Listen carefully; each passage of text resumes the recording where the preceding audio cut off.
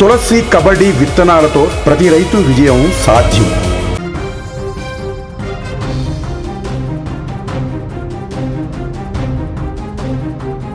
గత కొన్ని నెలలుగా అమెరికా ఇరాన్ మధ్య జరిగినటువంటి యుద్ధం ఇప్పుడు ప్రపంచాన్నంతా కూడా వణికిస్తున్నటువంటి సంగతి తెలిసిందే.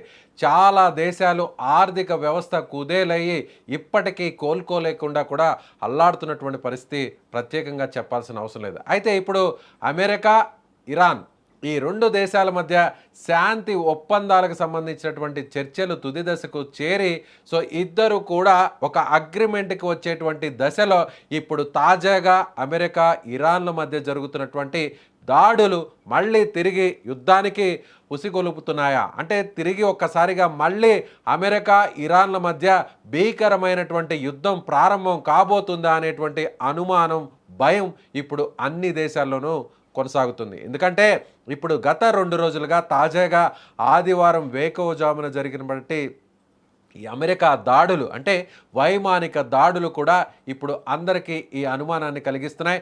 ముఖ్యంగా ఇరాన్కు సంబంధించినటువంటి కమ్యూనికేషన్ వ్యవస్థ, అలాగే ఇరాన్కు సంబంధించినటువంటి డ్రోన్ నిల్వ కేంద్రాలు, అలాగే క్షిపణులకు సంబంధించినటువంటి గోడౌన్స్ మీద కూడా, తయారీ కేంద్రాల మీద కూడా ఒక్కసారిగా అమెరికాకు సంబంధించినటువంటి ఫైటర్ జెట్స్ నేరుగా అక్కడ క్షిపణులను జారవిడచడం జరిగింది. దీంతో ఈ ప్రాంతంలో ఒక్కసారిగా పేలుళ్లు సంభవించాయి. ముఖ్యంగా ఈ ప్రాంతం కూడా ఏదైతే హర్ముజ్ జలసంధికి సంబంధించినటువంటి ఆనుకొని ఉన్న భూభాగంలో ఉన్నటువంటి ఈ కేంద్రాల మీదే అమెరికా అటాక్ చేసింది.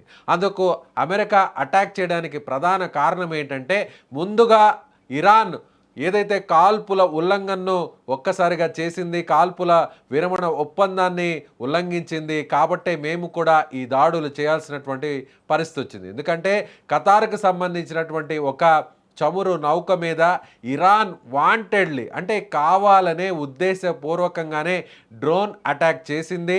ఎక్కడా కూడా ఇరాన్ తన నియమాలను పాటించడం లేదు, ఎక్కడా కూడా శాంతి ఒప్పందాన్ని పాటించేటువంటి పరిస్థితి లేదు. ఇరాన్ తన వక్ర బుద్ధిని చూపించి ఇప్పటికీ కూడా అమెరికాకు సంబంధించినటువంటి మిత్ర దేశాలు, వాటికి సంబంధించినటువంటి ఆస్తుల మీద అటాక్ చేస్తూనే ఉంది అనేది అమెరికా చేస్తున్నటువంటి ఆరోపణ.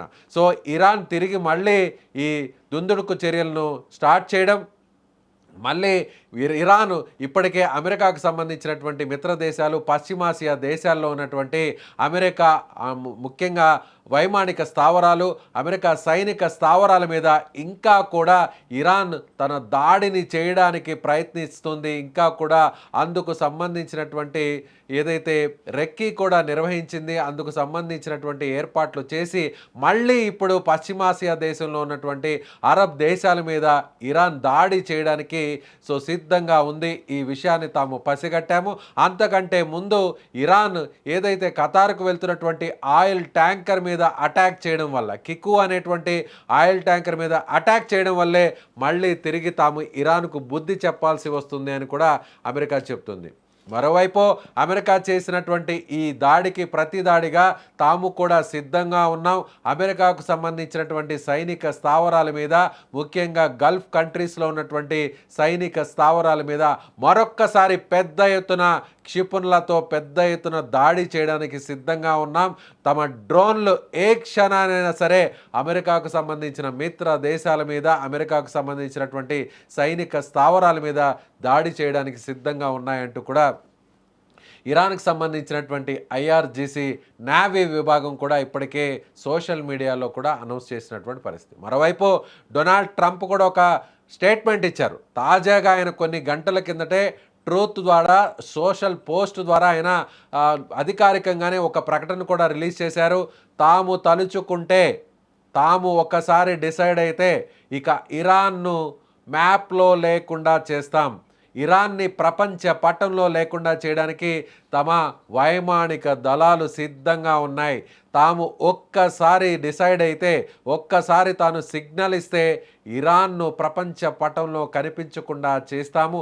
ఇరాన్ ఇప్పటికీ కూడా దుందుడుకు చర్యలకు పాల్పడుతుంది, కవ్వింపు చర్యలకు పాల్పడుతుంది.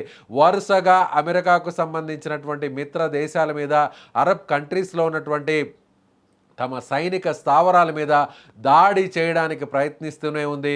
ఖతార్కు సంబంధించినటువంటి ఆయిల్ ట్యాంకర్ మీద చేసిన డ్రోన్ అటాకే ఇందుకు నిదర్శనం అంటూ కూడా అమెరికా కూడా చెప్తున్నటువంటి పరిస్థితి, డొనాల్డ్ ట్రంప్ కూడా చెప్తున్నటువంటి పరిస్థితి. తాను ఇప్పటికీ కూడా శాంతి ఒప్పందానికి కట్టుబడి ఉన్నాను, ప్రపంచ శాంతి కోసం తాను ఇప్పటికీ కూడా సిద్ధంగా ఉన్నాను, ఇచ్చినటువంటి మాటను నిలబెట్టుకునేటువంటి ప్రయత్నం చేయడానికి అన్ని రకాలుగా కూడా తాము సంసిద్ధంగా ఉన్నాము, తమ దేశం తమ బలగాలు అన్నీ కూడా రెడీగా ఉన్నాయి. కానీ ఇరానే ఇచ్చినటువంటి మాటను, మధ్యవర్తులకు ఇచ్చినటువంటి మాటను తప్పుతోంది. మళ్ళీ చేసిన తప్పు మళ్ళీ చేస్తుంది. ఇంకా కూడా యుద్ధం చేయాలనేటువంటి ఆలోచన ఒకవేళ ఇరాన్కుంటే ఆ ఆలోచనని పూర్తిగా తుడిచిపెట్టే శక్తి, సామర్థ్యాలు అమెరికాకు, అమెరికా మిత్ర దేశాలకు, అమెరికా సైనిక బలగాలకు ఉన్నాయనేటువంటి విషయాన్ని అమెరికా అధ్యక్షుడు మరొక్కసారి చెప్పారు. సో ఇప్పటి వరకు హర్మోజ్ జలసంధి ప్రశాంతంగా రాకపోకలు సాగిపోతున్నాయి. సో ఏదైతే క్రూడ్ ఆయిల్ ధరలు కూడా తిరిగి నార్మల్ పొజిషన్కి వచ్చేసాయి. సో ఇక ప్రపంచ దేశాల్లో ఉన్నటువంటి ఆయిల్ ధరలన్నీ కూడా తిరిగి సాధారణ స్థితికి చేరుకుంటాయనేటువంటి విషయాన్ని సాధారణ ప్రజలు ఎక్స్పెక్ట్ చేస్తున్నటువంటి సమయంలో ఇప్పుడు మళ్ళీ అమెరికా ఇరాన్ మధ్య ఇలాంటి దాడులు జరిగితే మళ్ళీ తిరిగి యుద్ధం ప్రారంభమవుతుందా అనేటువంటి భయం కొనసాగుతుంది. ఇప్పటికే హర్మూజ్ జలసంధికి సంబంధించి ఇరు దేశాలు కూడా పాక్షికంగా ఒక ఒప్పందానికి వచ్చాయి. ప్రత్యేకంగా ఒక హాట్ లైన్ను ఏర్పాటు చేసుకోవాలనుకున్నారు. అన్ని దేశాలకు సంబంధించినటువంటి నౌకలు యథేచ్ఛగా ఇక్కడ ఎలాంటి ఇబ్బందులు లేకుండా సాగిపోవాలి, ఎలాంటి ఇబ్బందులు లేకుండా రాకపోకలు సాగించాలనేటువంటి నిర్ణయానికి కూడా వచ్చాయి. కాల్పుల విరమణ ఒప్పందాన్ని ఇరు దేశాలు కూడా కొనసాగిస్తున్నాయి.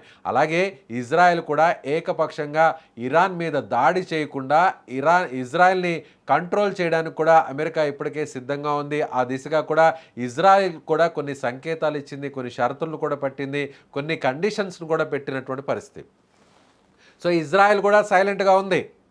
కానీ ఇంకా ఇరాన్ మాత్రం సైలెంట్గా ఉండకుండా కవ్వింపు చర్యలకు పాల్పడుతుంది, రెచ్చగొడుతుంది, తమ బలాన్ని తక్కువ అంచనా వేసుకొని ఊహిస్తుంది. తమ బలం ఒక్కసారి చూపించడం స్టార్ట్ చేస్తే ఇరాన్ను ప్రపంచ పటం నుంచి దూరం చేస్తామంటూ సాక్షాత్తు అమెరికా అధ్యక్షుడు తాజాగా కొన్ని గంటల కిందట ఆయన ట్రూత్ ద్వారా ఇచ్చినటువంటి స్టేట్మెంట్ ఇప్పుడు ప్రపంచ దేశాలన్నీ కూడా మళ్ళీ కలవరపడే పరిస్థితికి వచ్చాయి. ఎందుకంటే ఇక ఆల్మోస్ట్ లాస్ట్ స్టేజ్కి వచ్చేసాయి. సో రెండు దేశాల మధ్య కూడా ఒప్పందానికి సిద్ధమైపోయాయి. సో రెండు దేశాల మధ్య ఒక శాంతి ఒప్పందానికి ఒక పీక్ స్టేజ్కి వచ్చేసింది. స్విట్జర్లాండ్లో జరిగినటువంటి చర్చలు ఫలించాయి. పాకిస్తాన్లో జరిగిన చర్చలు ఫలించకపోయినా స్విట్జర్లాండ్లో జరిగినటువంటి దౌత్యం ఫలించింది. ఇప్పుడు ప్రపంచ శాంతి కొనసాగబోతుంది. సో తిరిగి మళ్ళీ అన్ని దేశాల ఆర్థిక వ్యవస్థలన్నీ కూడా గాడిని పడబోతున్నాయని ఊహిస్తున్నటువంటి దశలో ఇప్పుడు అమెరికా ఇరాన్ మధ్య జరుగుతున్నటువంటి దాడులు అందరినీ కలవరపెడుతున్నాయి.